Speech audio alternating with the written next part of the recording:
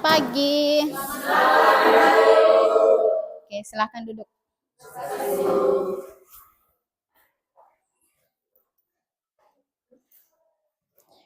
Oke, selamat pagi semuanya. Pagi, Bu. Bagaimana kabar hari ini? Baik, Bu. Oke, jadi sebelum kita memulai pelajaran, kita berdoa dulu ya. Tolong kesediaannya satu orang untuk memimpin doa. Silahkan, Sensi. Berdiri semua. Oke. Semuanya adalah persiapan hati kita Tuhan. Izinkanlah saya membawa doa ini secara ini. Bapa di surga, sehingga pada pagi hari ini kami masih bisa berkumpul di tempat ini karena untuk mengikuti kegiatan PPG. Semoga Engkau selalu menjaga dan melindungi kami. Kami mengikuti ini. Amin. Oke, terima kasih Sensi. Oke, ada yang tidak hadir? Hadir semua. Oke. Terima kasih karena sudah hadir pada hari ini ya. Oke, sekarang sebelum kita masuk ke materi, kita ice breaking dulu sedikit ya. Mohon kesediaan anak-anakku sekalian untuk berdiri. Silahkan. Jadi kita tepuk semangat dulu ya. Tepuk siap dengan tepuk fokus. Oke, bismillah kita mulai. Tepuk siap, tepuk 1. Tepuk 2. Tepuk 3. Tepuk 4. Tepuk 5. Oke, sekarang tepuk fokus lagi ya. Tepuk fokus. Melihat, mendengar, mengingat, fokus. Oke, terima kasih. Tepuk tangan untuk kita semua. Silakan duduk. Oke. Jadi hari ini kita bertemu lagi dalam mata pelajaran antropologi ya. Jadi hari ini kita materinya seperti yang anak-anakku sekalian bisa lihat di atas itu berkaitan dengan relativisme budaya.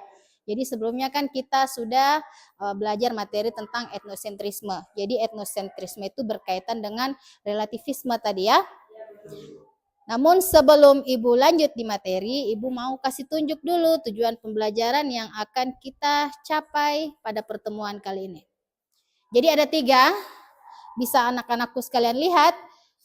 Kelihatan tidak di belakang nih? Oke, yang pertama itu adalah peserta didik mampu menjelaskan prinsip dasar antropologi yaitu relativisme budaya melalui diskusi kelompok. Jadi tentunya sebentar kita akan diskusi kelompok ya. Kemudian yang kedua, peserta didik mampu menganalisis fenomena sosial budaya di suatu daerah melalui diskusi kelompok. Kemudian yang ketiga ada peserta didik mampu menyimpulkan mengenai pengertian prinsip relativisme budaya melalui diskusi kelompok. Oke, sekarang sebelum kita masuk ke apa sih itu relativisme, Ibu mau kasih tunjuk dulu ada 2 gambar di sini yang mungkin anak-anakku sekalian bisa lihat. Nih. Ini ada 2 gambar nih. Kalau kalian ingat 7 unsur budaya kemarin itu sistem religi, dia itu berkaitan dengan upacara kematian toh, masuk di situ di sistem religi. Lihat, ini jelas tidak yang pertama nih? Jadi 2 ini adalah prosesi upacara adat kematian. Bisa dilihat? Yang pertama ini adalah upacara adat kematian yang ada di Sabu Raijua. Sabu Raijua itu di mana lagi? Tidak tahu lagi Sabu Raijua di mana? Sabu, Kabupaten Sabu. Di NTT. Jadi Sabu itu ada di Nusa Tenggara Timur. Masa kabupaten sendiri tidak tahu? Lihat. Ini kalau kalian bisa lihat, ini posisinya ini jenazahnya didudukkan, duduk seperti ini orang berselimut, kemudian dibungkus pakai apa? Selimut kain adat mereka di sana. Kemudian yang kedua ini apa ini nih? Upacara ngaben yang ada di Bali. Kalian bisa lihat di situ ada 2 perbedaan antara gambar 1 dengan gambar 2. Jadi gambar 1 itu namanya suku Jingtiu ya. Suku Jingtiu yang ada di Sabu tadi. Perbedaannya apa? Kalau kita lihat di situ yang pertama, biasanya kan yang secara umum yang kita lihat ini mungkin prosesi pemakaman orang Katolik atau orang Muslim itu kan dikubur dengan ukuran kuburnya itu 1 meter kali panjangnya 2 toh. Nah, kalau di Sabu ini dia tidak begitu. Dia model kuburannya itu berbentuk lingkaran. Karena posisi pada saat jenazah dikubur itu dia tetap dalam posisi duduk. Nah, itu bisa dilihat perbedaannya ya. Lain lagi dengan yang ada di Bali. Bali itu proses penguburan jenazahnya diapakan namanya? Masa dibakar, sampah kali dibakar apa namanya? Dikremasi ya. Jadi kalau kalian sudah bisa melihat nih perbandingan nih. Kalau di Saburejua seperti apa, di Bali seperti apa? Bisa toh? Ada yang bisa menyimpulkan sih dari 2 gambar ini apa yang ada di sini nih? Apa yang bisa kita simpulkan? Satu orang. Kalau kita melihat gambar yang di atas mungkin kalian bisa menyimpulkan, oh ternyata begini. Nanti ini masuk sudah di materi relativisme. Ayo, satu orang yuk. Ya, Yohana. Bahwa dalam setiap daerah atau setiap kota memiliki perbedaan atau cara pemakaman yang berbeda-beda. Oke, terima kasih, tepuk tangan dulu untuk teman kita Yohana. Mungkin ada yang lain? Ya, Vigo. Kita harus bisa mensyukuri budaya apa kita dan lahir di mana kita. Oke. Apa yang kita lihat, misalnya kita merasa jijik dengan budaya orang lain, tapi hindarilah rasa tersebut dan mensyukurilah budaya sendiri. Oke, terima kasih lagi, tepuk tangan. Luar biasa ya. Luar biasa teman kita ini, Yohana dengan Vigo. Mungkin ada yang lain yang mau menambahkan? Ada yang lain yang mau menambahkan? Jadi Yohana tadi menyampaikan bahwa di setiap daerah, oh kita tahu berarti setiap daerah itu ada perbedaan di dalamnya. Perbedaan ritual kah, perbedaan apa misalnya tata cara penguburan jenazahnya juga berbeda. Kemudian Vigo tadi katanya kita menghargai apa tadi Vigo? Mensyukuri kebudayaan kita. Terus apa lagi tadi?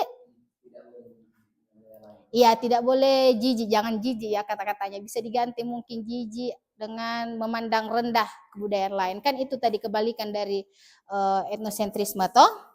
Ya, jadi kita bisa lihat di situ bahwa oh ternyata ini di Indonesia ini banyak sekali. Ini hanya sebagian kecil saja karena hanya 1:1 saja yang kalian lihat.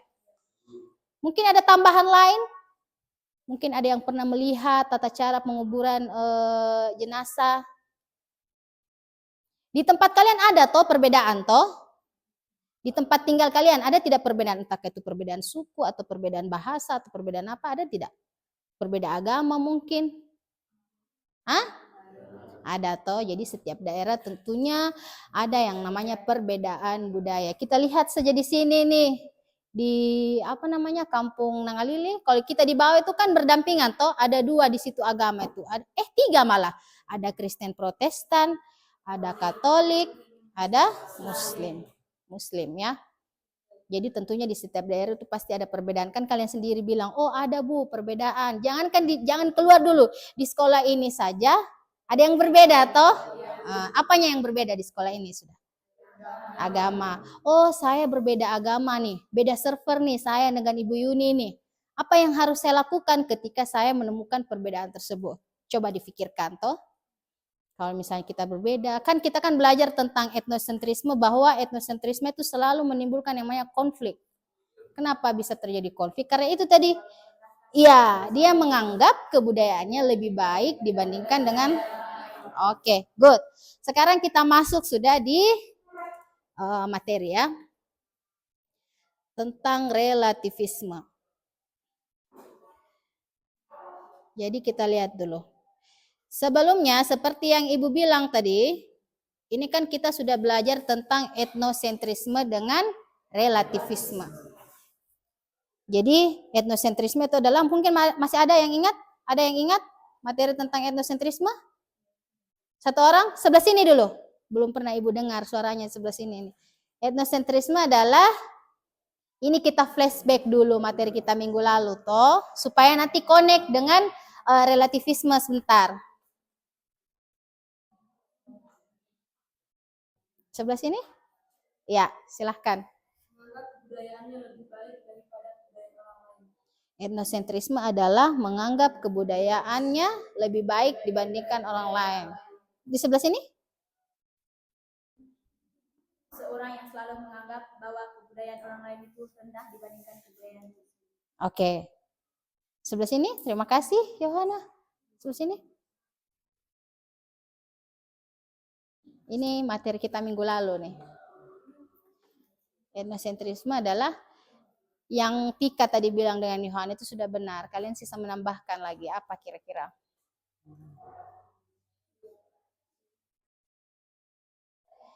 Dengan adanya etnosentrisme maka muncullah namanya konflik. Kenapa bisa muncul yang namanya konflik?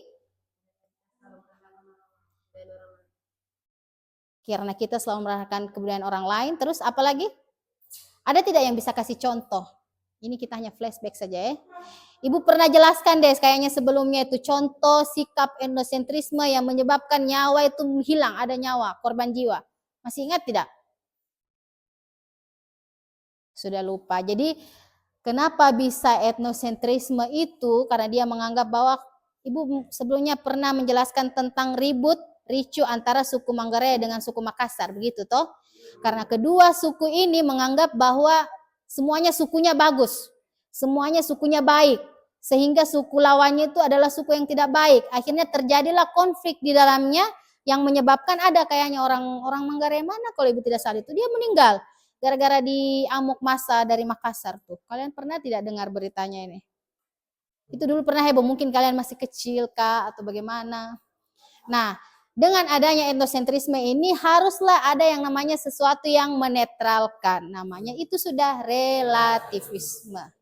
Relatif, ya. Mungkin sebelum Ibu lanjut masuk menjelaskan apa itu pengertian relativisme, mungkin sudah ada yang bisa memberi definisi tentang, oh ternyata dia kan etnosentrisme itu kebalikan dari relativisme. Ya, Yohana lagi. Relativisme adalah menganggap semua kebudayaan yang ada di Indonesia itu baik dan tidak ada rendahnya. Menganggap semua kebudayaan yang ada di Indonesia itu baik dan tidak ada rendah. Apa lagi? Ada yang lain? Ada yang lain? Sudah benar Yohana tadi bilang. Mungkin ada yang mau menambahkan dengan kata-katanya sendiri? Sikap menghargai kebudayaan orang lain tanpa memandang kebudayaan. Ya, sikap menghargai kebudayaan orang lain tanpa memandang rendah kebudayaan orang lain. Apalagi? Sebelah sana.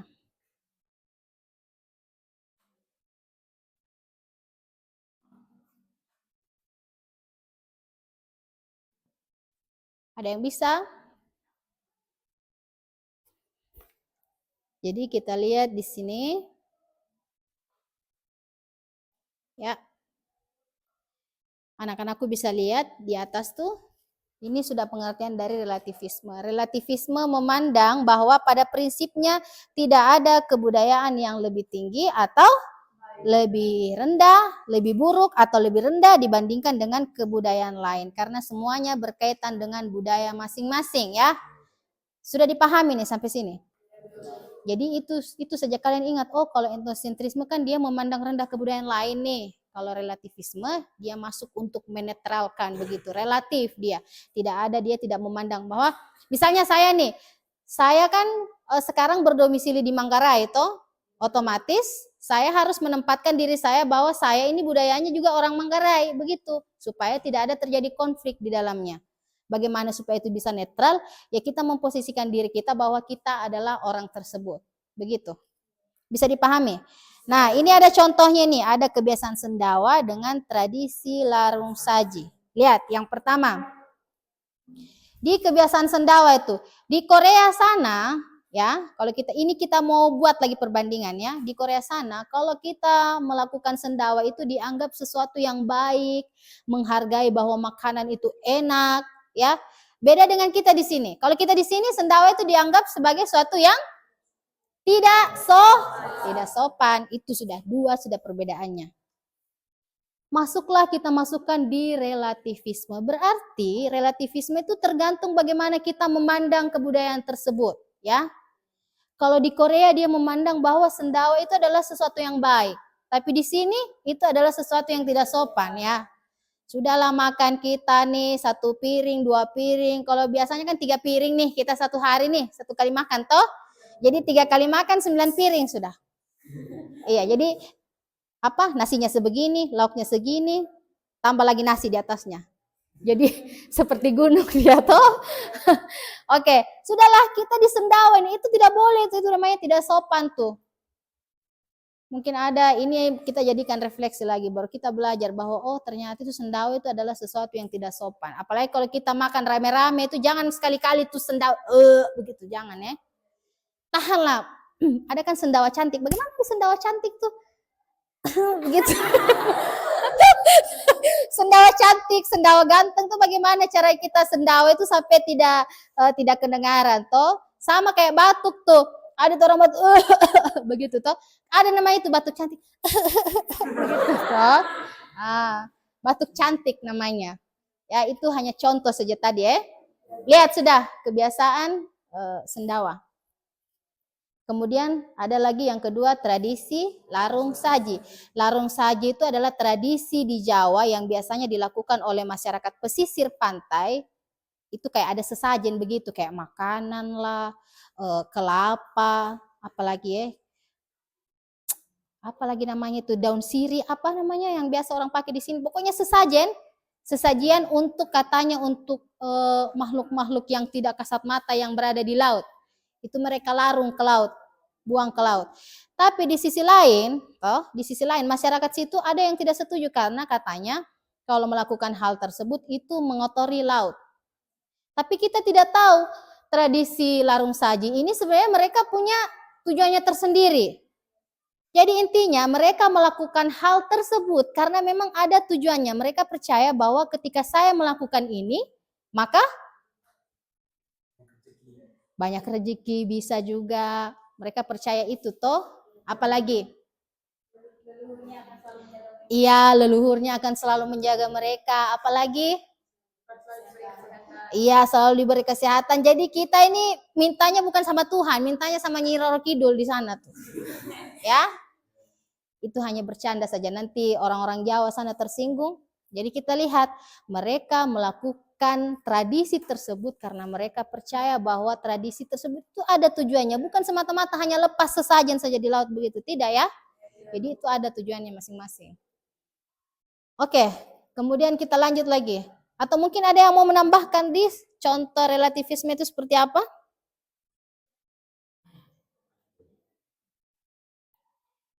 Jadi relativisme itu pada dasarnya lebih mengacu pada suatu metode yang digunakan untuk mengeksplorasi beragam budaya sebebas mungkin dari prasangka sosial peneliti. Relativisme bertujuan untuk belajar melihat dunia sejauh mungkin dengan cara yang sama seperti informan atau pelaku kebudayaan melihat budaya mereka sendiri. Jadi misalnya nih, apalagi disebut orang yang melakukan penelitian? Antropolog. Misalnya nih kalian mau menjadi seorang antropolog, mau meneliti tentang budaya Ngaben misalnya. Kalau kalian mau meneliti budaya Ngaben, berarti kalian harus memposisikan bahwa kalianlah pemilik budaya itu. Sehingga ketika kalian melakukan penelitian, tidak ada lagi, kok dibakar sih? Kok di ini sih? Kok di itu sih? Begitu toh? Karena kalau kita lihat di Bali itu bukan hanya dikremasi saja. Tidak. Ada yang disimpan saja di atas tanah, diletakkan di atas tanah, kemudian ditutup pakai bambu. Ada tidak yang pernah lihat tuh? Jadi kalau misalnya jenazah itu sudah menjadi tulang, itu disingkirkan sudah diganti dengan jenazah yang baru. Jadi macam-macam deh kalau kita melihat tuh apalagi sampai keluar tuh di Tibet, ada pernah ibu jelaskan tuh di Tibet tuh, kemudian Tibet, jadi cara mengubur jenazahnya itu tidak dikubur dia, tapi disimpan di tengah kayak padang pasir, datanglah burung-burung itu untuk makan itu jenazah sampai habis tuh. Ya. Jadi bagaimana caranya? Itu tadi Vigo bilang tidak boleh kita jijik sama kebudayaan orang lain, tidak boleh, anggaplah kebudayaan itu sebagai kebudayaan kita sendiri. Bisa dilihat lagi, dipahami lagi materi yang di atas.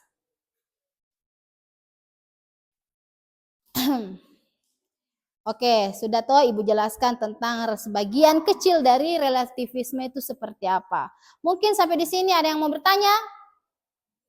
Ada yang kurang dipahami? Silakan. Oke, silakan Yohana. Mengapa relativisme itu penting? Mengapa relativisme itu penting? Kenapa sih harus ada relativisme ini? Mungkin ada teman-teman, anak-anakku sekalian ada yang bisa bantu jawab? Ya, silakan Tika. Relativisme itu penting karena agar tidak terjadinya konflik antara budaya Tidak terjadinya konflik. Oke, yang pertama, tidak terjadi konflik. Relativisme, mengapa dia penting? Yang pertama Tika bilang supaya tidak terjadi konflik, Bu. Terus apa lagi?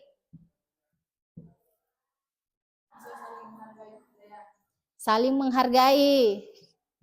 Apa lagi? Siapa tadi? Vigo. Apakah di setiap budaya sudah menerapkan ya relativisme? Kamu bertanya atau mau menjawab ini dulu?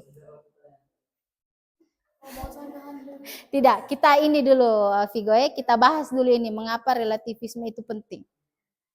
Yang pertama tadi itu tidak terjadi konflik, yang kedua saling menghargai, ada lagi yang mau menambahkan? Catherine.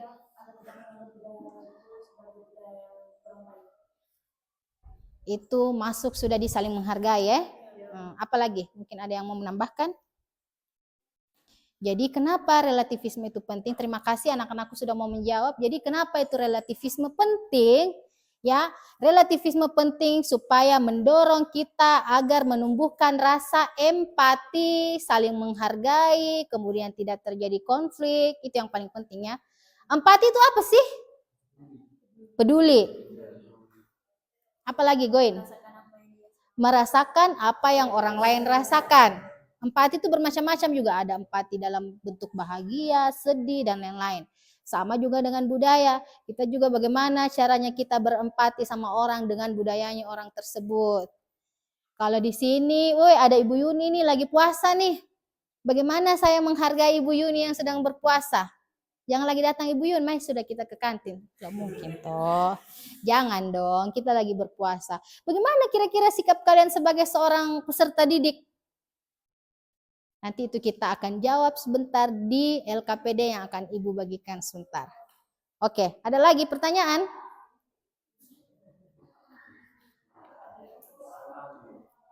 Sanggahan, ya silahkan Vigo. Katanya untuk menerapkan sebuah budaya. Pertanyaannya apakah Apa? Untuk? menerapkan yang untuk menerapkan dari Ya. Pertanyaannya apakah di setiap budaya sudah menerapkan relativisme? Apakah di setiap budaya, setiap masyarakat mungkin ya, ganti itu apa pernyataannya. Setiap masyarakat sudah menerapkan relativisme. Ada yang bisa bantu jawab nih? Menurut kalian, apakah setiap masyarakat sudah menerapkan adanya relativisme ini? Iya atau tidak? Bagaimana kelompok sini? Ada yang sudah menerapkan, yang tahu nih. Kalian ini kan sudah tahu nih. Bagaimana dengan orang-orang yang tidak tahu? Makanya sampai sekarang masih ada itu terjadi konflik karena tidak adanya rasa relativisme di dalam dirinya. Bisa ditangkap ini Vigo. Berarti jawabannya adalah masih ada yang sudah menerapkan relativisme, ada juga yang belum karena ketidaktahuan mereka. Makanya itu sudah fungsinya tadi kita belajar nih saat ini. Sekarang ini kalian sudah tahu, oh relativisme itu seperti ini. Tidak boleh kita melihat. Kayak tadi tuh toh, yang dari suku Jingtiu itu, tidak boleh kita, kenapa harus didudukan begitu? Kenapa harus dia dikubur dalam posisi duduk? Toh, itu mereka melakukan hal seperti itu karena memang ada tujuannya masing-masing. Itu saja pikiran di benak kita, oh mereka melakukan itu karena pasti ada tujuannya. Sama kayak di sana di Bali, mereka melakukan proses kremasi karena memang ada tujuannya mereka toh. Oke. Sekarang Ibu sudah bagi kelompok toh. Oke, sekarang Ibu minta duduk sesuai dengan kelompoknya masing-masing. Di sini kelompok stomatologi, di sini kelompok etnografi, dan yang terakhir antropolog. Silahkan duduk sesuai dengan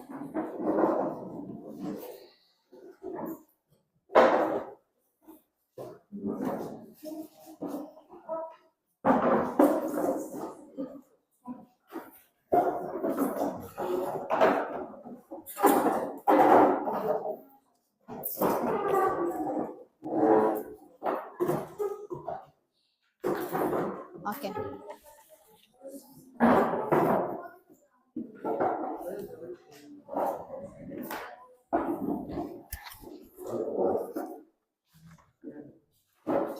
Duduk melingkar, tolong. Nana, duduk melingkar. Ini dirapatkan ini apanya kursinya.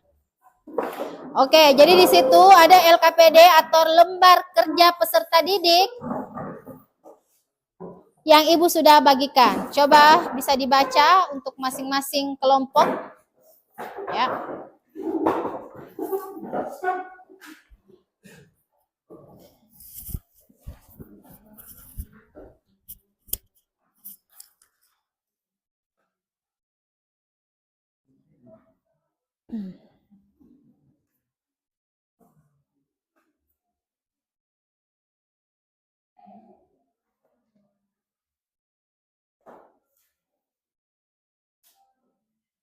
Oke. Anak-anakku sekalian bisa lihat di soal yang paling utama di situ, lihat di poin nomor 2 di situ. Amatilah fenomena sosial budaya di sekitar kalian, atau kalian dapat mencari artikel, berita maupun video mengenai fenomena sosial budaya yang ada di daerah tersebut ya. Jadi ini bawa HP semua toh? Oke, nanti referensinya bisa ambil dari HP ya. Kalau misalnya ada kesulitan mengidentifikasi, itu boleh ditanyakan sama Ibu ya. Galilah informasi mengenai keunikan dan ciri khas budaya tersebut, meliputi nilai-nilai dan makna yang terkandung dalam fenomena sosial budaya. Jadi fenomena itu adalah sesuatu yang bisa dirasakan oleh banyak orang. Kemudian lanjut lagi, posisikan diri kalian sebagai peneliti. Jadi misalnya nih, kalian sudah dapat nih, apa yang mau saya ambil fenomena sosial apa. Posisikanlah kalian diri kalian sebagai antropolog. Apa yang tindakan kalian, misalnya kalian mau meneliti bagaimana sikap kalian seharusnya dengan mengacu pada prinsip relativisme kebudayaan. Sebentar kalian juga menyimpulkan hasil dari pekerjaan kalian dan dipresentasikan. Jadi hasilnya nanti itu bisa berupa gambar, bisa berupa video. Kalau misalnya ada yang mau praktek juga boleh, sangat boleh. Dan Ibu akan lebih appreciate lagi kalau kalian bisa mengangkat fenomena sosial yang ada di daerah kalian sendiri ya. Jadi kita harus tahu dulu apa fenomena yang terjadi di daerah kita itu seperti apa. Jadi Ibu kasih waktu sampai 18 menit ke depan, 15 menit ke depan ya. Ini sudah jalan 3 menit nih. Untuk mengerjakan tugas yang sudah Ibu kasih. Jadi kalau misalnya ada yang kurang jelas, kurang paham, boleh ditanyakan.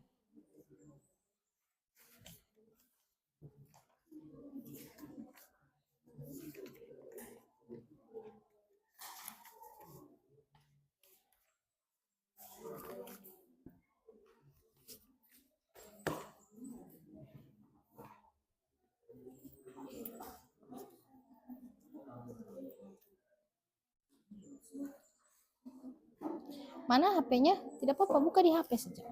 Lihat di HP, cari referensi dari internet.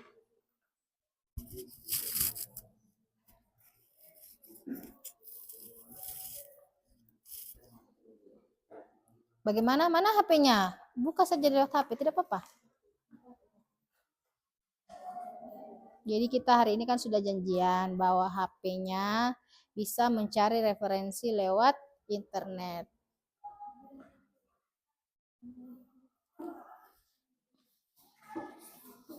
Ini sudah mulai mencari.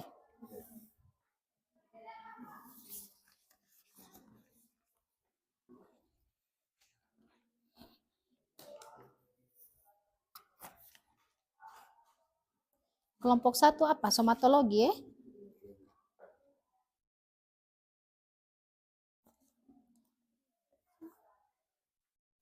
Kelompok 2 apa tadi nama kelompoknya? Etnografi.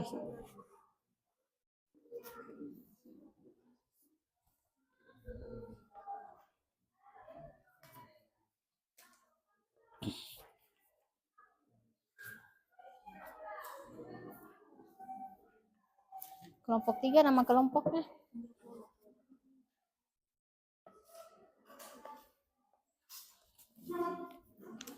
Jadi alangkah lebih bagusnya kalau kalian bisa menampilkan nanti sebentar dalam bentuk gambar mungkin atau videonya mungkin, jelaskan nanti fenomena sosialnya ataupun dengan praktek juga boleh.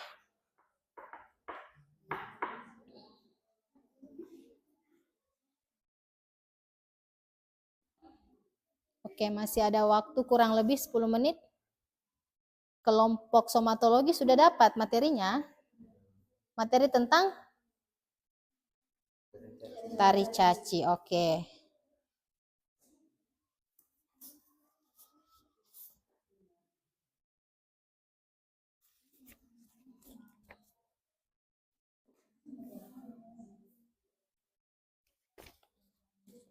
Kelompok 2 sudah dapat belum materinya? Apa? Kelas. Kenduri itu pesta kematian ya?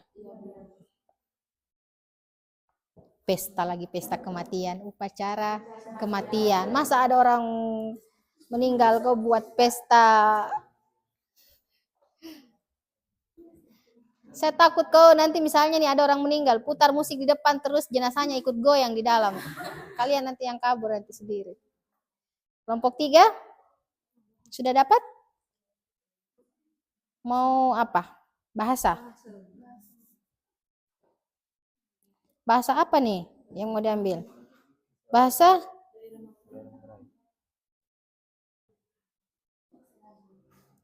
Oke, silahkan dicari, disimpulkan.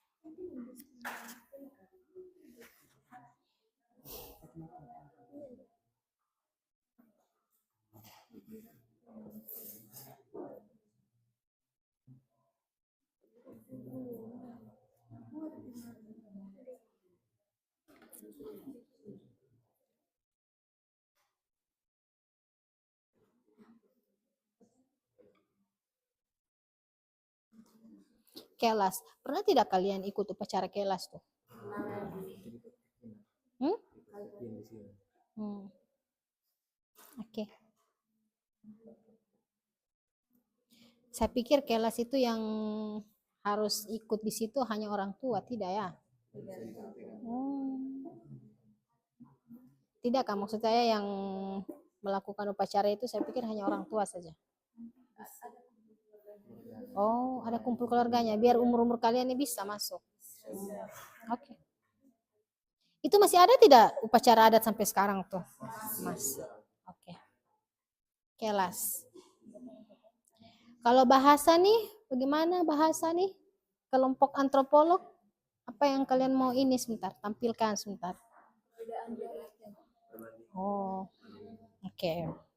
Dialeknya sini, saya pernah dengar sih orang Nangalili dengan Lembor Malawata itu beda bahasanya tuh. Beda dialeknya, padahal masih sama orang Manggarai itu.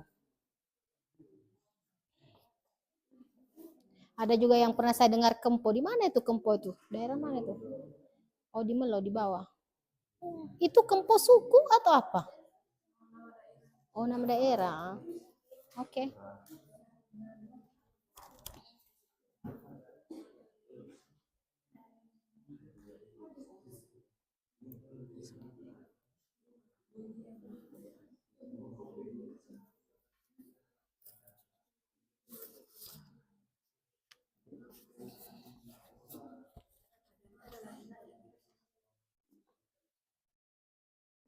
Ada kesulitan?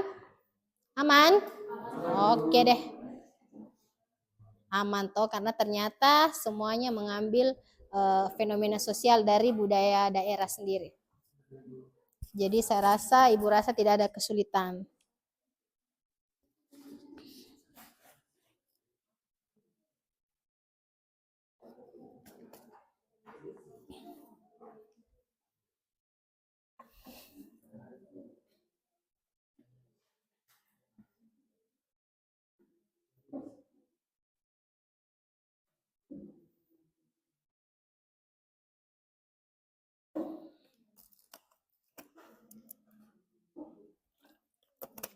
Oke, halo semuanya. Oke, perhatian dulu. Bisa minta perhatiannya dulu sedikit ya. Ibu minta perhatian dulu. Stop dulu kerja itu. Berhenti dulu sejenak. Ya. Tinggalkan dulu itu ballpoint apa. Semuanya, Ibu minta tolong ambil posisi yang senyaman mungkin kalian. Silahkan. Ambil posisi yang senyaman mungkin. Mau itu begini kah, mau itu begini kah, mau kayang juga tidak apa-apa di depan. Oke, sekarang Ibu minta semua untuk tutup matanya. Tutup mata, tidak ada yang ketawa, semuanya tutup matanya, rileks semuanya, tarik nafas lewat hidung. Dalam-dalam, buang lewat mulut. Hembuskan lewat mulut. Jangan lagi tarik nafas lewat hidung, buang lagi lewat belakang tuh. Ketut nanti. Ya. Ulangi hal yang sama, tarik nafas lewat hidung. Ada lagi yang punya ingus. Siapa yang beringus tadi tuh? Buang lewat mulut. Lakukan hal yang sama sampai anak-anakku sekalian merasa nyaman dan merasa rileks, ya. Lakukan hal yang sama sampai dirasa merasa nyaman dan rileks. Buang dulu semua pikiran-pikiran negatif, tuh pikiran-pikiran jahat, pikiran-pikiran galau. Anggap kalian sekarang lagi di surga nih. Posisikan diri senyaman mungkin. Tarik nafas dalam, buang lewat hidung.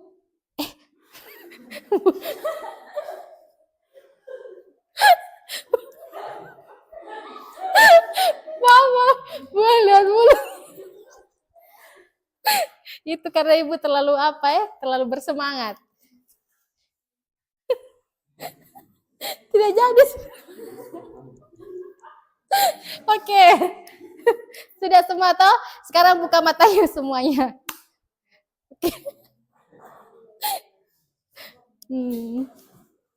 Buka mata, kemudian sudah agak-agak nyaman toh? Jangan lagi bilang, Ibu saya tambah stres. Tidak boleh begitu ya. Usahakan senyaman mungkin kerja. Silakan lanjutkan pekerjaan. Kalau misalnya masih ada yang kesulitan, boleh ditanyakan.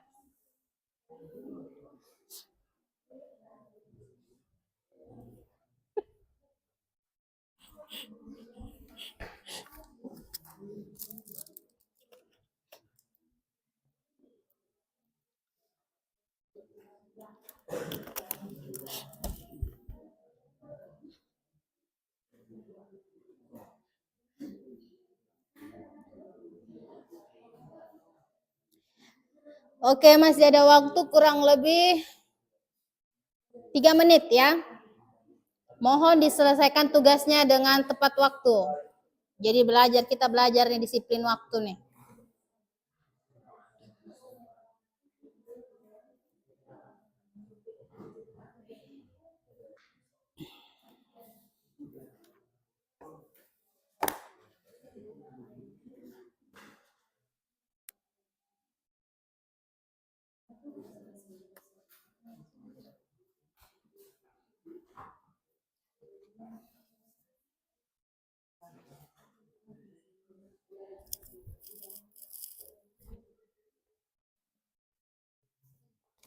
Bagaimana kelompok somatologi?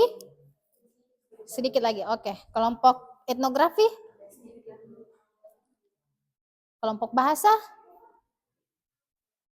Bagaimana? Masih banyak? Hah? Apa? Oke. Jangan lupa kesimpulannya ya. Nanti kalian lupa lagi apa.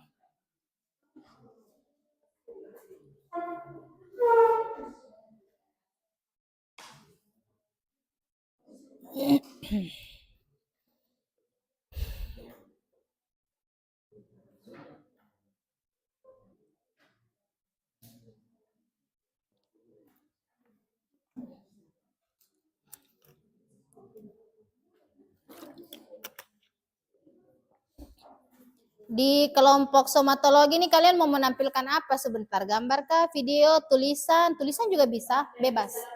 Oh, praktek secara langsung. Oke, good. Etnografi bagaimana? Praktek juga. Sini. Oke, jadi bebas ya. Ibu tekankan sekali lagi di LKPD itu hasil dari kerja kalian itu bisa dituliskan dalam tulisan deskriptif, bisa video, gambar, dan bisa juga praktek. Itu paling bagus kalau bisa dipraktekkan secara langsung.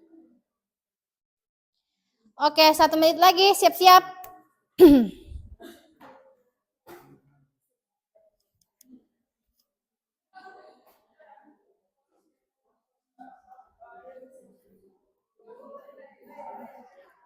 Minta agak mundur sedikit, Ibu Dian mau lewat.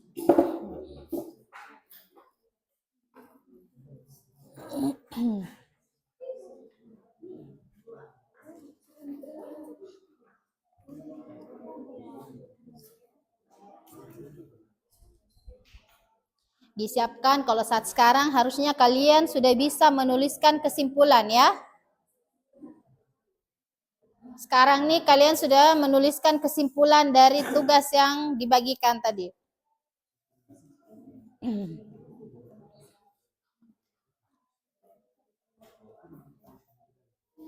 Oke. Bagaimana? Sudah selesai semua?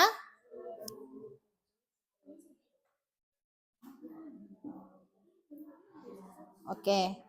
Sudah ya? Sudah toh? Halo? Oke, sudah. Sekarang kita mulai dulu dari kelompok somatologi. Silakan ke depan. Kalau praktek berarti siapa yang mau praktek sebentar? Oke, silakan maju ke depan, tapi baca dulu materinya ya. Ibu kasih waktu 10 menit. Silakan di sini saja.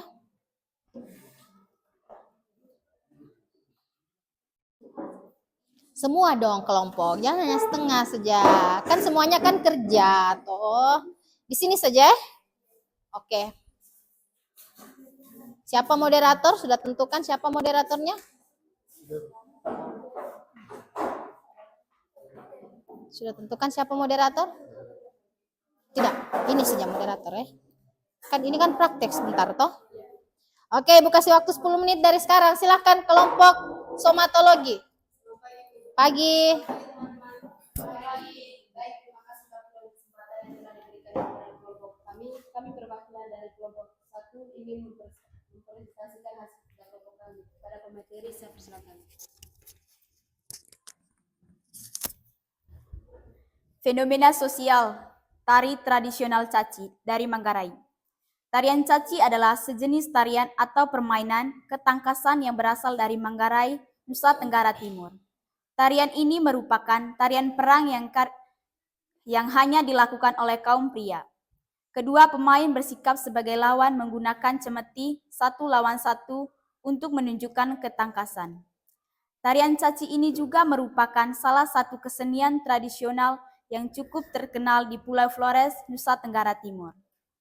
Asal mula tarian Caci. Menurut sumber sejarah yang ada, tarian Caci ini berawal dari tradisi masyarakat Manggarai, di mana para lelaki saling bertarung. Tarian ini kemudian berkembang menjadi sebuah kesenian, di mana terdapat gerak tari, lagu, dan musik pengiring untuk memeriahkan acara. Nama tarian Caci ini berasal dari kata ca, berarti satu, dan kata ci, berarti uji, sehingga dapat diartikan sebagai uji ketangkasan 1 lawan 1. Makna dan nilai dalam tarian Caci. Sebagaimana fungsinya, tarian ini merupakan media bagi para laki-laki Manggarai dalam membuktikan kejantanan mereka, baik dalam segi keberanian maupun ketangkasan. Walaupun terkadang unsur kekerasan di dalamnya, kesenian ini memiliki pesan damai di dalamnya seperti semangat sportivitas, saling menghormati, dan diselesaikan tanpa dendam di antara mereka. Hal ini yang menunjukkan bahwa mereka memiliki semangat dan jiwa kepahlawanan di dalam diri mereka. Baik teman-teman, itu saja materi yang kami sampaikan pada pagi hari ini. Waktu berikutnya kami akan mempraktekkan tarian caci. Oke, silakan dipraktekkan 2 orang sini. Jadi ini tari caci dari Manggarai nih. Ada yang sudah pernah melihat tari caci nih? Ya, Bu. Lihat langsung. Kita lihat nih contohnya ya, dipraktekkan secara langsung. Oke. Apa nih, dijelaskan dulu dong. Apa ini yang kamu pegang? Yang Tono pegang apa? Yang Ramling pegang apa? Dijelaskan dulu. Ini alatnya seperti apa? Gitu.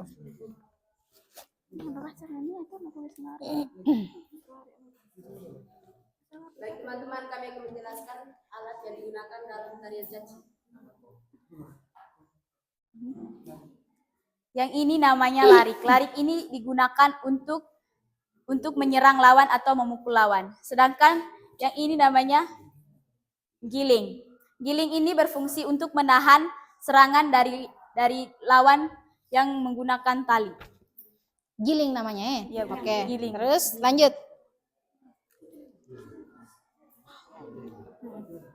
Baik, kami akan mempraktekkan tarian caci. Oke, ini teman-teman kita bisa lihat nih tari caci nih. Silakan.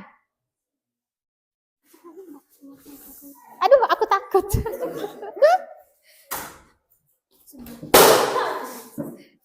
Lagi.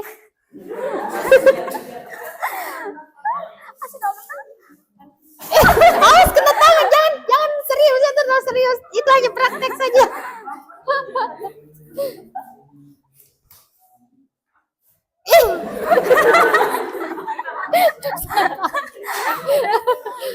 Lagi. Ya, gantian lagi. Ya, kita lihat pertunjukan tari caci. Ya.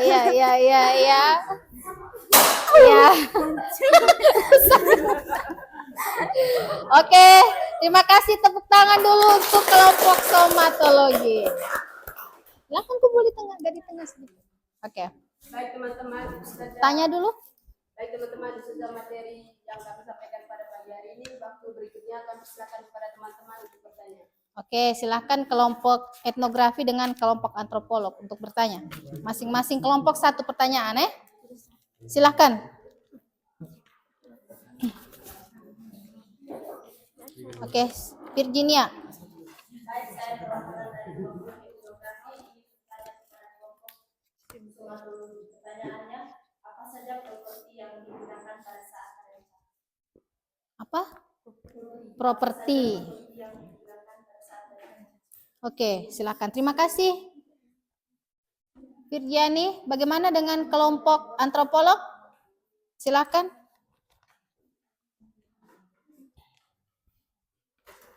Ya, Jenta. Baik, saya nama Sucinta, perwakilan dari kelompok antropolog, ingin bertanya kepada kelompok somatologi. Pertanyaannya, pada saat apakah tarian caci dilakukan? Oke, terima kasih Jenta. Silakan duduk. Bisa langsung dijawab untuk kelompok somatologi. Oke, silakan. Silakan dijawab.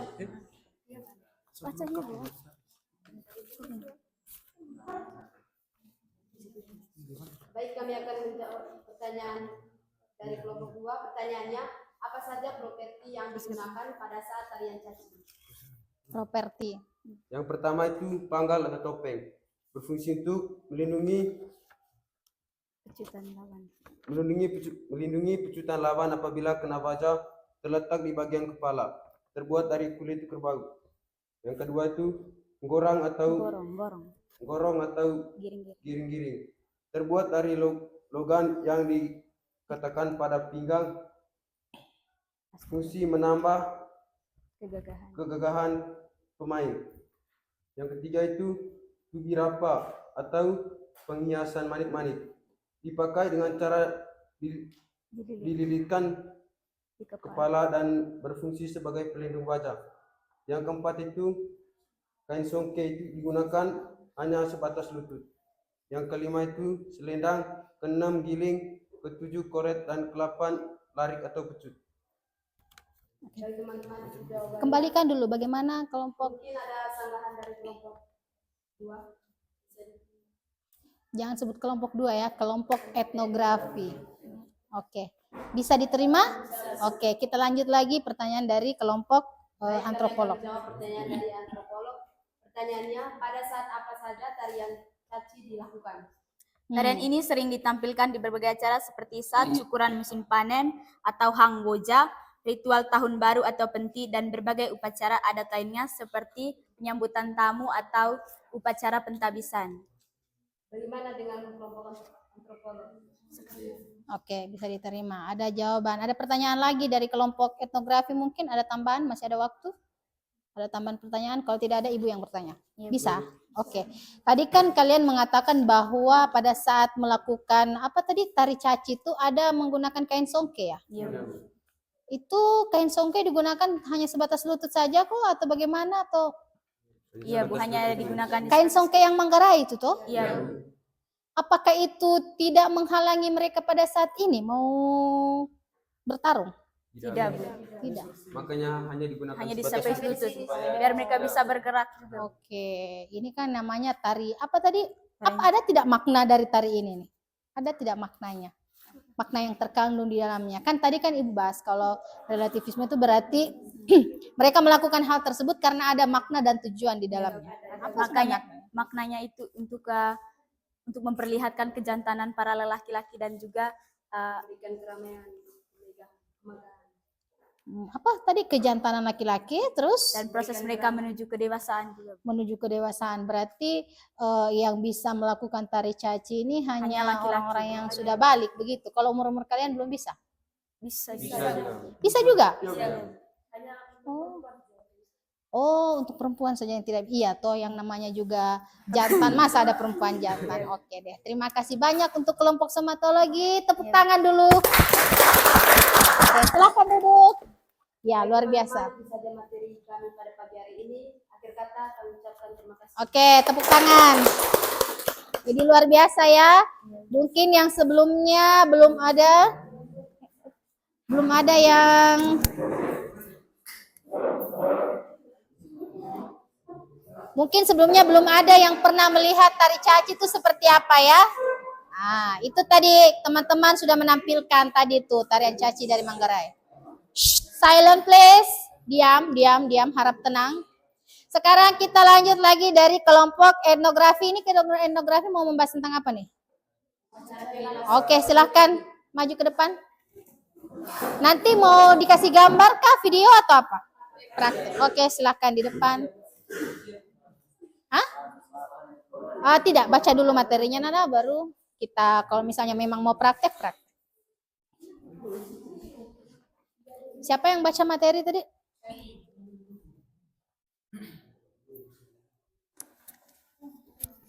Oke. Silahkan. Selamat pagi, Bu. Pagi. Selamat pagi, teman-teman. Pagi. Kami dari kelompok etnografi akan mempresentasikan hasil kerja kelompok kami. Para pemateri saya persilakan. Upacara Kelas atau pesta kenduri yang berasal dari Manggarai. Upacara adat Kelas adalah ritual yang dilakukan oleh masyarakat Manggarai untuk mengantarkan arwah orang yang telah meninggal dunia menuju keabadian. Ritual ini juga dilakukan sebagai bentuk penghormatan terakhir kepada leluhur dan ungkapan permohonan maaf atas kesalahan yang dilakukan selama hidup. Baik teman-teman, itu saja materi kami. Waktu berikutnya kami akan mempraktekkan upacara adat Kelas atau kenduri. Ada alat-alatnya?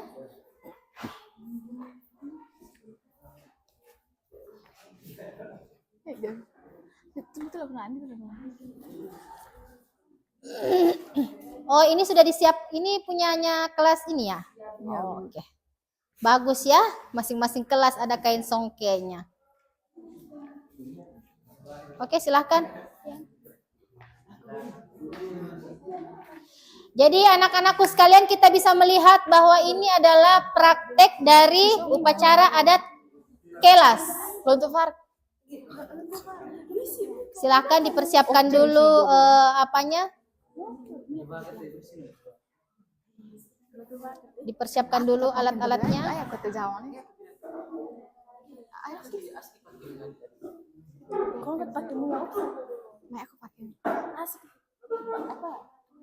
Disiapkan dulu propertinya. Aduh, ini sudah siap properti nih. Bagus ya, di setiap kelas ada apanya, kain songkenya.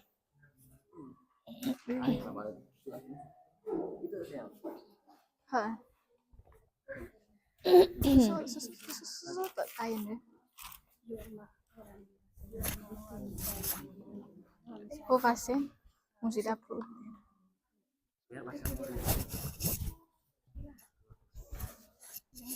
Ini kain songke ini berapa sih harganya nih? Satu begini. 1 juta. 1 juta pas. Mahal ya? Oh, ada yang lebih lagi. Tergantung motif mungkin ya. Oke, sekalian mohon perhatiannya ya. Ini sangat luar biasa nih. Kita mau melihat bagaimana upacara adat Kelas. Terkhusus ibu nih yang pendatang nih belum pernah lihat nih upacara adat Kelas. Oke, silakan. Masih ada waktu kurang lebih 7 menit ya untuk praktek. Oke. Asa anak itu dia buku hutua sasakupe aluci. Yo, mah hoa bisa ibu ga. Ho pasien musik dapur uten. Terima kasih. Sudah habis. Ayo nanti ga gue tahu keluarga itu ga langsung itu enggak kan. Saya good ya. Nyaleng raja kupate lah itu le. Ini dia lampu. Aipa usapu luar dongkar latang nakaleong lonto betetai. Pusing mata lemput limete beaga pecinglan. Yang orang dami itu le lah. Urut Kelas dah utai dah kilon tai segintang dan anak porong nikah ngosuo nikah lakur aku nikah del kebe nikah sagang gampang. Alis dia lejari kemudian lemori gogo. Orang lakurite teng sehat ami musimai. Anak orang sai. Mayo jangan. Wah, amido katanya.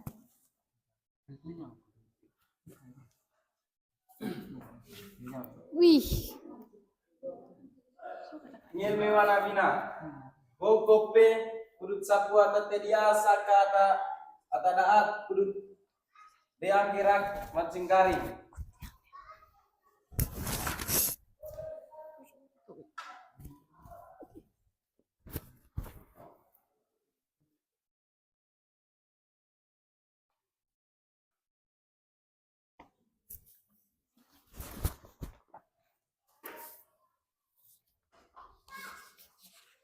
Ini kolel me beta. Go lipat kudut tadut ses porong nikah kusang agulso.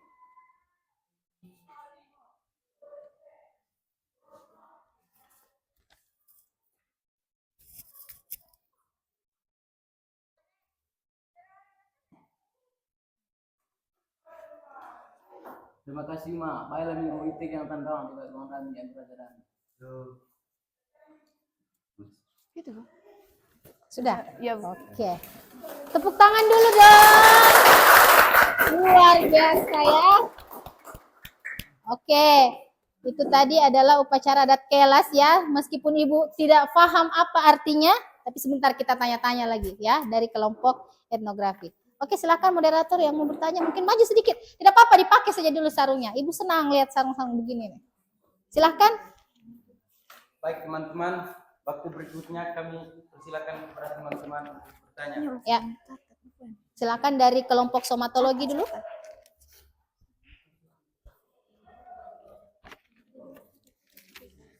Aku satu bacaan itu kan. Oke, untuk mengefisienkan waktu kita di kelompok antropolog dulu kalau mau bertanya silakan.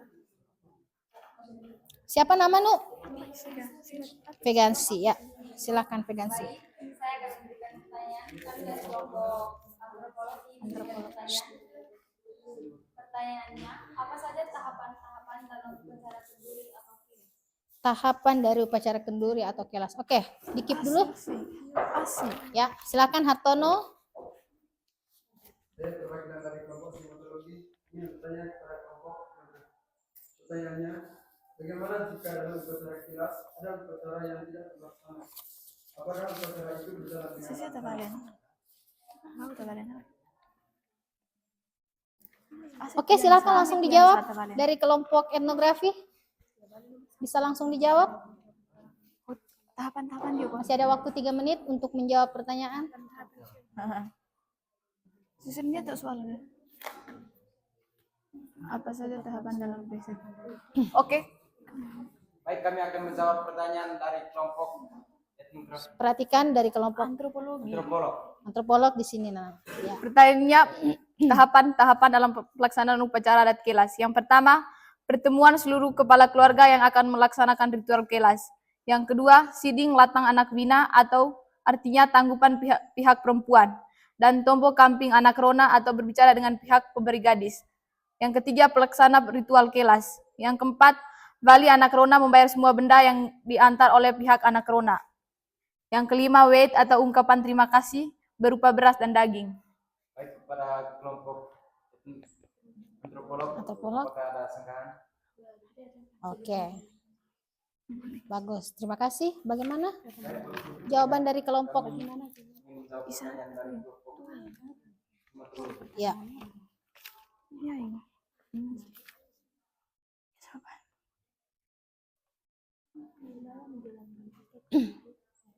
Pertanyaannya, bagaimana jika dalam tradisi kelas ada ritual yang tidak terlaksanakan? Apakah kelas itu berjalan dengan lancar?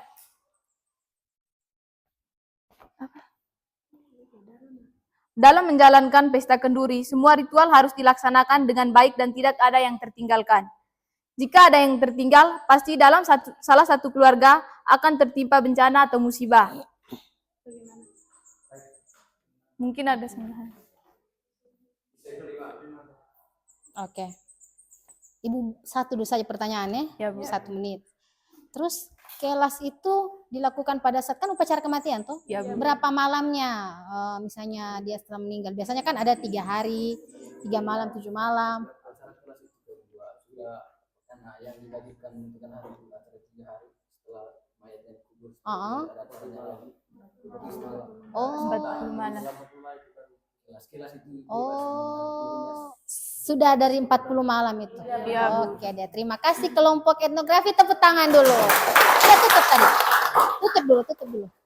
Baik, sekian materi yang kami bawakan pada pagi hari ini. Sekian dan terima kasih. Oke, tepuk tangan. Tepuk tangan yang gemuruh. Tepuk tangan lagi. Oke, terima kasih. Baik. Luar biasa sekali dari kelompok etnografi, ya. Meskipun Ibu masih ada yang belum paham tadi sedikit apa bahasanya, tapi Ibu sudah paham bahwa oh ternyata kelas itu dilakukan setelah 40 malam jenazah dimakamkan. Oke, siap-siap kelompok antropolog, silahkan. Waktu diberikan 10 menit untuk menyampaikan materinya. Siapa yang mau baca materi sebentar? Misi. Oke. Silakan kelompok antropolog agak ke sana sedikit mungkin bisa geser ya. Oke. Moderator mana moderator? Ya. Selamat pagi, Bu. Pagi. Selamat pagi untuk kita semua. Pagi. Baik, terima kasih atas waktu dan kesempatan yang telah diberikan kepada kami. Kami dari kelompok antropolog ingin mempresentasikan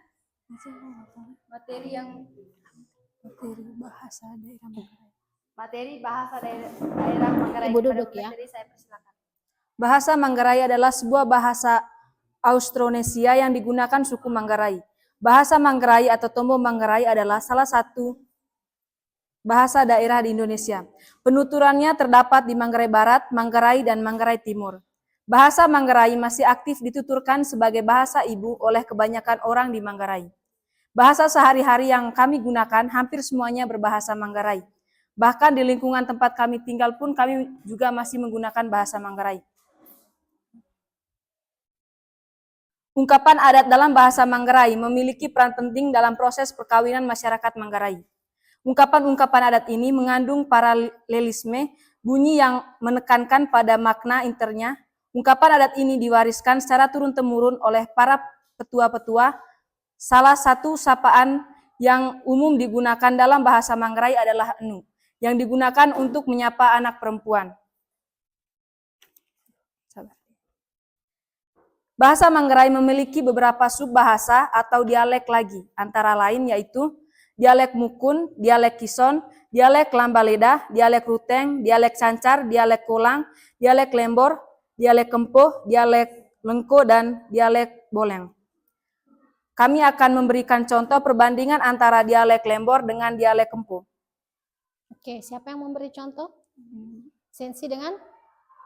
Sensi sendiri. Oke, silakan. Sensi agak maju sedikit boleh supaya teman-temannya dengar. Apa tadi? Sabar dulu. Mau memberikan contoh dialek apa tadi? Perbandingannya? Lembor dengan Kempuh. Oke, silakan. Sensi. Kalimat ini biasanya digunakan untuk menyapa tamu yang sedang kunjung ke rumah. Dialog Lembor. Asa, ite boga. Dialog Kempuh. Hitu bangga. Yang kedua, kalimat ini biasanya digunakan untuk menyapa tamu di jalan. Dialog Lembor. Munia ite. Dialog Kempuh. Munia itera. Itu saja ya materi yang kami presentasikan pada pagi hari ini. Waktu berikutnya kami memberikan kepada teman-teman untuk bertanya. Jadi ada unia ite, ada unia ITH, begitu. Ada H-nya di belakang. Ra. Nah, kayak ada tambahan apa namanya itu namanya?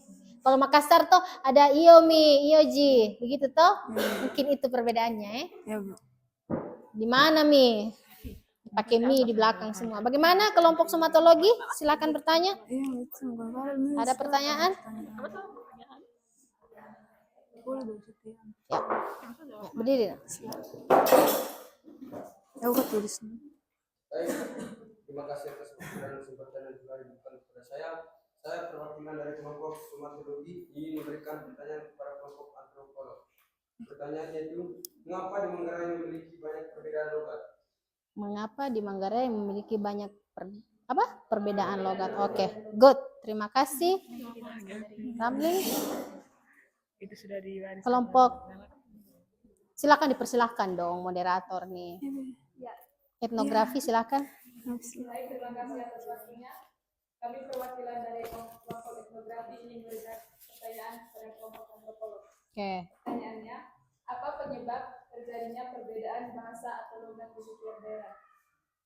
Berbeda. Apa penyebab terjadinya perbedaan bahasa atau logat di setiap daerah? Oke, jadi ini pertanyaannya hampir sama dengan pertanyaan dari somatologi. Serupa tapi tak sama. Ya. Oke, bisa langsung dijawab. Masih ada waktu 5 menit. Di daerah Manggarai. Kenapa bisa berbeda-beda itu bahasa logatnya? Kok bisa beda sih? Ada tadi yang Ibu sudah jelaskan itu sebelumnya, pertemuan sebelumnya. Logat dari kampung A, kampung B beda. Karena kenapa? Ada alasannya. Kenapa di Manggarai memiliki banyak logat?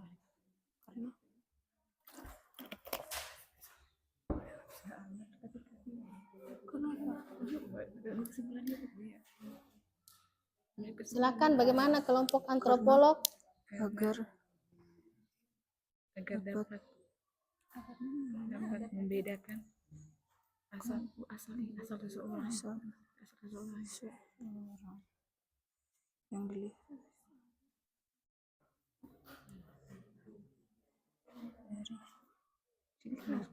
dari logat. Bagaimana? Tidak usah ditulis kah jawabannya, langsung dijawab saja toh. Kalau sudah ada di kepala langsung dikeluarkan saja dijawab. Karena perbedaan nenek moyang mereka menyatakan sehingga mereka memiliki perbedaan logat. Baik, kami akan menjawab pertanyaan dari nomor 1. Pertanyaannya, mengapa di Manggarai memiliki banyak logat? Jawabannya karena logat memiliki fungsi agar dapat membedakan asal seseorang yang dilihat dari logatnya dan menjadi ciri khas dari satu daerah. Bagaimana kita yang bertanya bisa? Bagaimana kelompok somatologi? Oke. Terima kasih. Terima kasih, Kak. Pertanyaan nomor 2, apa penyebab terjadinya perbedaan logat di daerah Manggarai? Terjadinya perbedaan logat karena perbedaan nenek moyang sehingga mereka memiliki logat yang berbeda dan bahasa yang sedikit berbeda. Ada sanggahan? Ada sanggahan mungkin dari kelompok etnografi? Bagaimana Kakak yang bertanya? Bisa diterima? Terima kasih, Kak. Oke, masih ada waktu. Ibu boleh bertanya? Oke, jadi bukan bertanya sih, ini hanya menambahkan saja ya. Bahwasanya di Manggarai sini khususnya kita berbicara di Lembor dulu ya. Jadi di Lembor, Lembor Malawatar dengan Lembor Nangalili itu berbeda dialeknya. Bahkan ada berbeda bahasanya. Di Lembor Selatan juga kayaknya seperti itu ya? Nah, itu kenapa bisa berbeda? Yang pertama menurut yang Ibu lihat nih, kalau di Nangalili itu dia mayoritas di sana kan orang Ende, ya tidak? Nah, dia keturunannya orang Ende sehingga bahasa yang digunakan sehari-hari itu hampir ada yang semuanya pakai bahasa Ende, campur juga dengan Manggarai. Beda dengan kita di sini.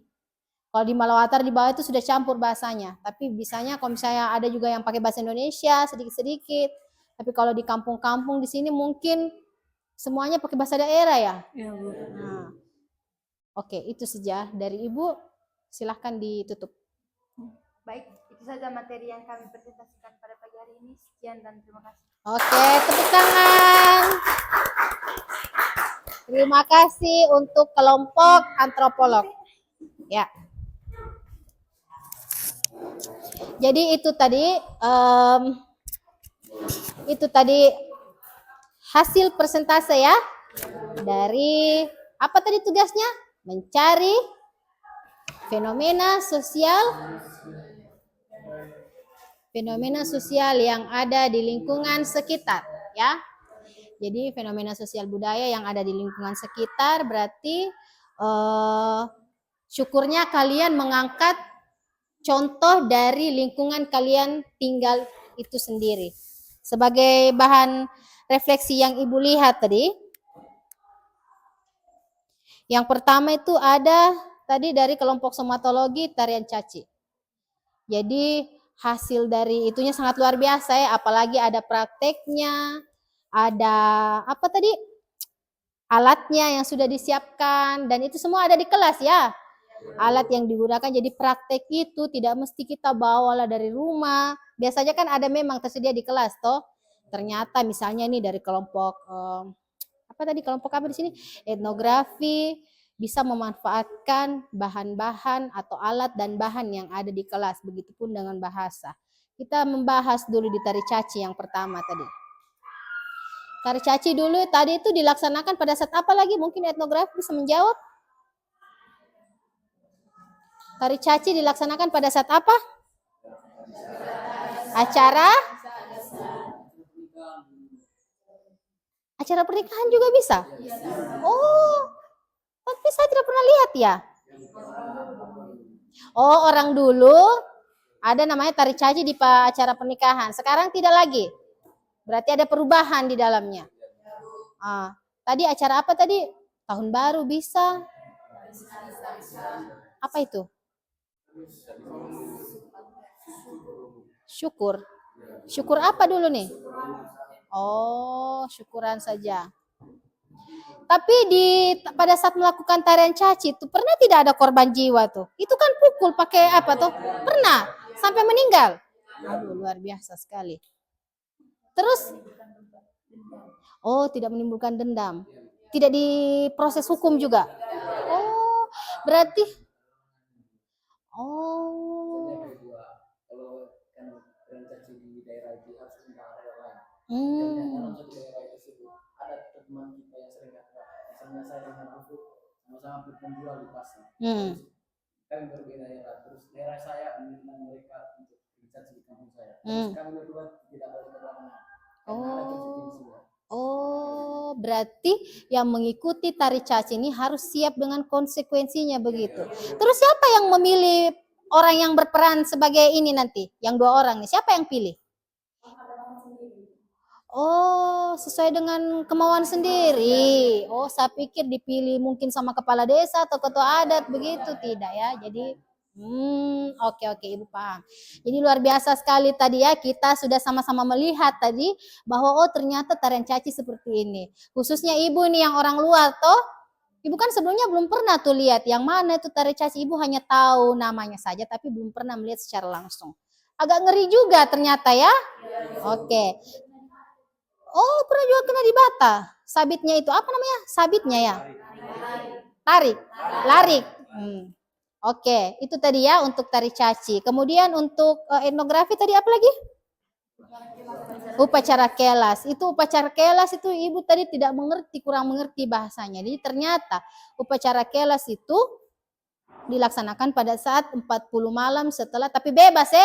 Misalnya setelah 40 malam mau dia adakan 1 tahun kemudian itu bisa? Oh, itu terus terang ya Ibu pada saat kalian melakukan praktek kelas tadi itu Ibu sampai merinding. Ibu mau, hah? Oh, arwahnya yang meninggal dipanggil? Siapa yang panggil? Apa hiyo? Aduh. Apa hiyo, Pigo? Apa hiyo kemarin? Saya bilang ke orang tua, mereka bilang jangan asal apa, asal buat. Di sekolah ini belum ada resmi dari. Oh, berarti tidak boleh sembarangan ya?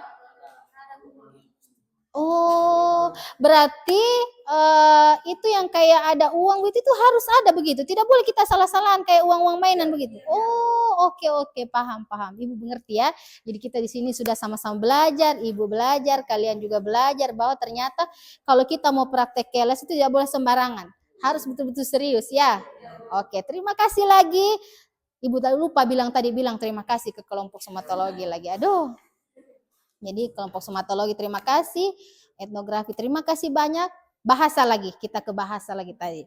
Ya, tadi membahas tentang perbandingan antara dialek Kempo dengan Lembor. Ada tadi ujungnya pakai ra. Kalau Lembor tidak ada. Ada juga itu yang kalau di Cancar sana lain lagi tuh, Ibu pernah dengar orang Cancar kalau bicara agak-agak keras dia punya nada agak keras dan ini. Oke, jadi itu saja ya. Terima kasih mulai dari tari caci, tari caci, upacara adat kelas dengan bahasa tadi itu semuanya luar biasa. Maka dari itu tepuk tangan dulu. Ya. Luar biasa. Jadi kita hari ini banyak belajar sekali, kita banyak melihat tentang wah ternyata caci itu seperti ini. Kelas itu seperti ini. Itu yang paling saya merinding tuh pas dia cabut itu parang. Saya pikir mau apa itu parang tuh. Itu memang harus ada parangnya. Ada lagi yang saya bilang tadi anak rona apa? Apa itu anak rona itu?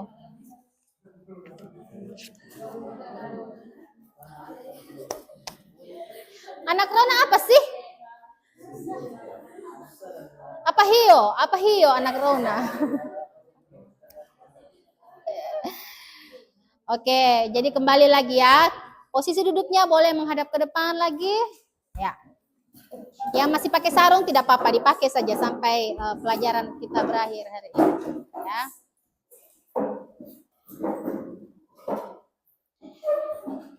Oke, jadi sudah tadi ya, Ibu mengucapkan banyak sekali terima kasih semuanya aktif dalam menjalankan tugasnya. Semuanya effortnya luar biasa, usahanya luar biasa, mulai dari mencari materi sampai mempraktekkan. Padahal di bayangan Ibu tadi nih, kalian hanya mau menunjukkan gambar mungkin atau video, tapi ini dipraktekkan secara langsung. Itu sangat luar biasa. Tepuk tangan lagi sekali lagi. Oke. Jadi kita kembali lagi di relativisme tadi ya. Kalian kan sudah mempraktekkan nih. Melihat budaya kalian. Begitu. Sama dengan Ibu. Apa yang Ibu dapatkan bahwa hari ini ternyata Caci itu seperti ini, kelas itu seperti ini, bahasa itu seperti ini. Makanya itu sudah kita belajar sudah bagaimana caranya kita menghargai budaya orang lain, bagaimana caranya kita empati kepada orang lain, ya. Relativisme ini penting loh.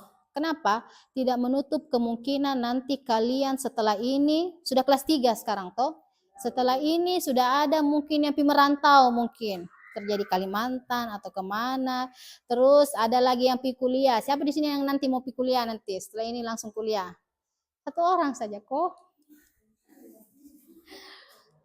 Masa 1 orang saja? Hah? Tidak ada niat untuk kuliah begitu? Atau ini sudah calon bapak, calon ibu semua? Jadi anak-anakku sekalian, jadi kuliah itu penting ya untuk masa depannya kalian. Kembali lagi di relativisme tadi. Ketika kita sudah menerapkan relativisme, sikap relativisme di dalam diri kita, ketika kalian nanti merantau, ketika kalian nanti kuliah, otomatis kan kalian bertemu dengan suku baru, kebudayaan baru, kebiasaan baru. Maka fungsi dari relativisme ini apa sudah? Posisikanlah. Maksudnya kalian sudah nanti keluar nih, bukan lagi di Manggarai nih.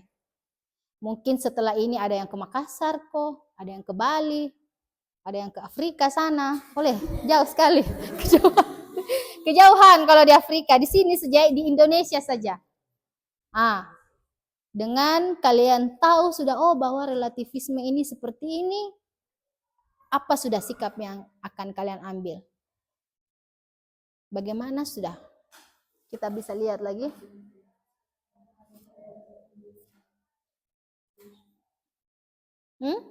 Satu orang? Menyesuaikan diri dengan budaya orang lain. Ini kok mati ya?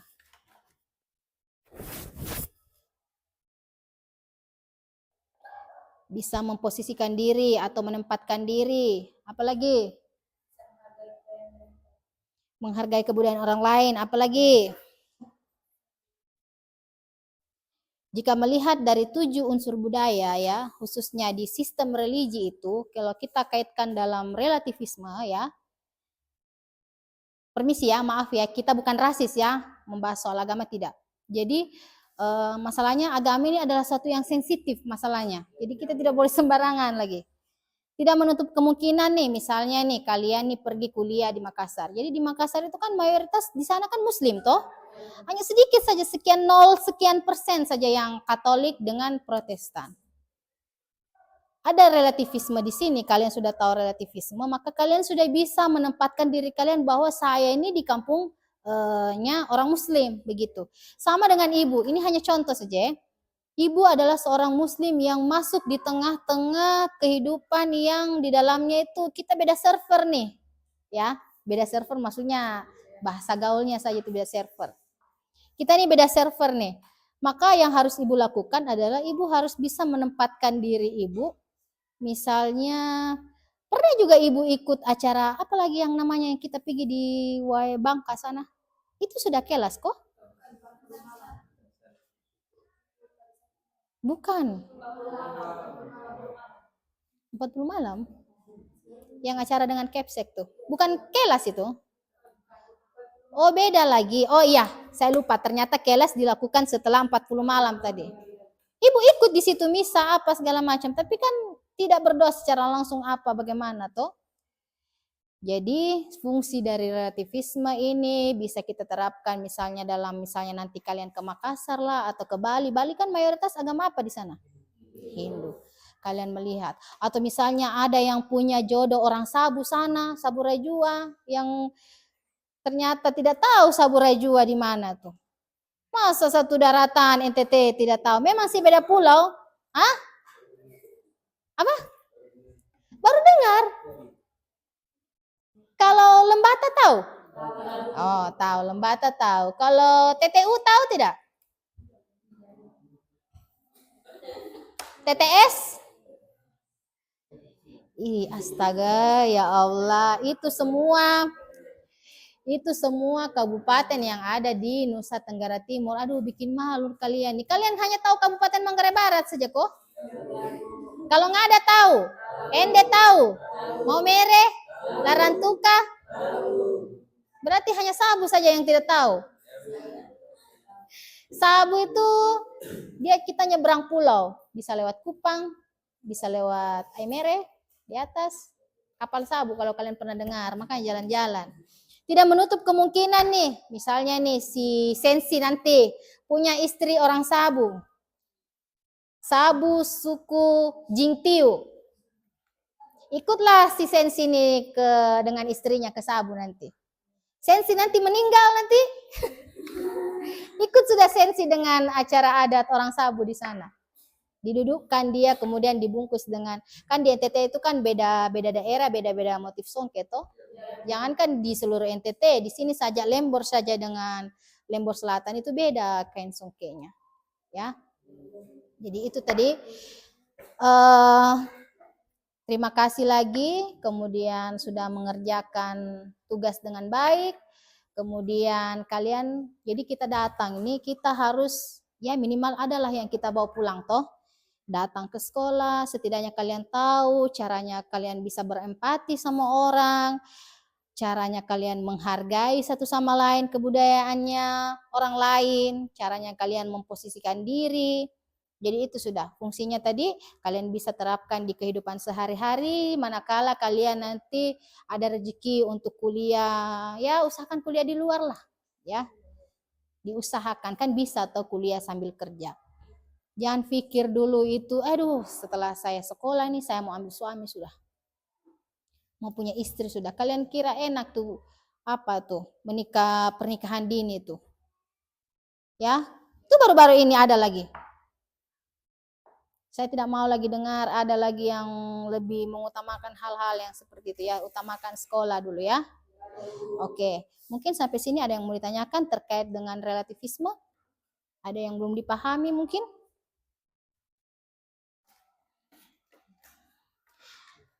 Ada yang belum dipahami mungkin? Ada yang mau tanya? Goin mau tanya? Sudah bisa toh?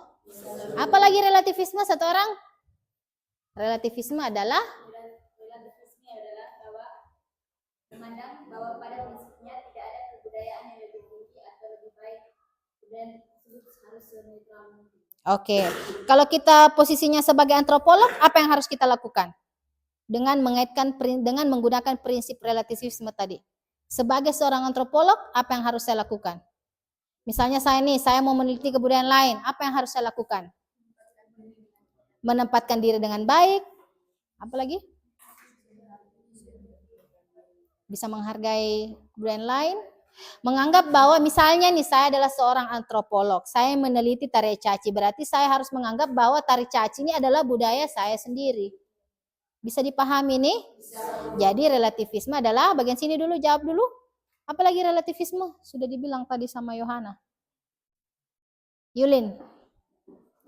Relativisme adalah? Ya. Tuh lupa lagi. Tika, bagaimana Tika?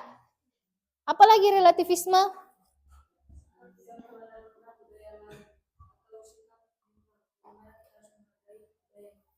Oke, jadi itu ya. Ibu harap semua sudah paham tentang prinsip relativisme ini. Jadi materi kita itu kan sebelumnya etnosentrisme dengan relativisme. Bisa dipahami semua toh? Oke, jadi untuk minggu depan itu materi yang akan kita pelajari itu masuk sudah di implementasi, bisa dicatat dulu. Jadi minggu depan kalian bisa cari memang materinya ya. Implementasi pembelajaran antropologi dalam kehidupan sehari-hari. Implementasi pembelajaran antropologi di dalam kehidupan sehari-hari. Jadi ini adalah materi yang akan kita pelajari di minggu berikut ya.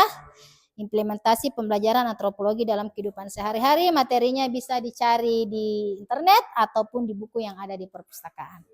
Oke, terima kasih untuk hari ini. Sebelum kita mengakhiri, kita tutup dulu. Kan tadi mulai dengan doa, tutup lagi dengan doa. Silahkan Sensi. Berdiri semua. Silakan Sensi. Ya, semuanya rentangkan tangan dulu. Ya, capek nih kita nih. Ya, silakan Sensi tutup dengan doa. Teman-teman yang ingin melatih kesehatan hati berdoa, izinkanlah saya membawa ini secara ilmu. Bapa di surga, di situ kami dan hingga pada siang ini kami belajar dengan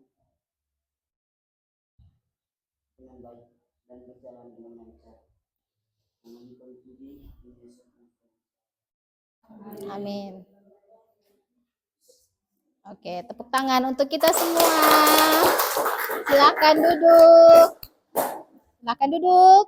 Oke, begitu saja ya untuk materi kita pada hari ini tentang relativisme. Jangan lupa belajar di rumah tentang implementasi antropologi dalam kehidupan sehari-hari. Sekian dulu. Wabillahi taufiq wal hidayat. Wassalamualaikum warahmatullahi wabarakatuh. Selamat siang. Tepuk tangan. Yeay! Sudah. Biar tidak apa-apa, biar kurang.